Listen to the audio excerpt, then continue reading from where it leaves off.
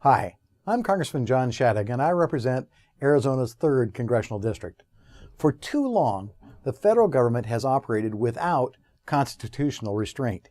In doing so, it has created ineffective and costly programs and massive deficits year after year. In fact, since 1995, the federal government has issued nearly 60,000 new rules governing the lives of everyday Americans. In the past 18 months alone, this trend has gotten alarmingly worse, and the federal government continues to overstep its role at the expense of American taxpayers and at the risk of our freedom.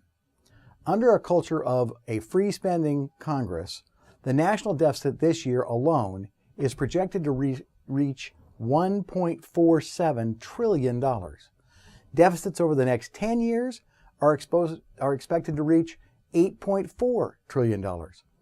American families across the nation are tightening their belts, and it's time that Congress does the same. As members of Congress, we need to make sure that we are only spending when we are authorized to do so. That's why every year since 1994, I've introduced the Enumerated Powers Act. This year it's H.R. 450. This measure would require that all bills introduced in the United States Congress include a statement setting forth the specific provision of the Constitution which gives the Congress the authority to enact that law.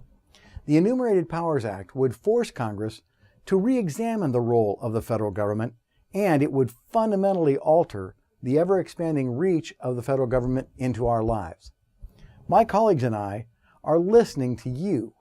Americans deserve a Congress that honors and abides by the principles embodied in our Constitution. No more, no less. I encourage you to speak out now and vote online at americaspeakingout.com to remind elected officials that all powers not delegated to the federal government are reserved to the states or to you, the American people. Help us put your voice back into governing.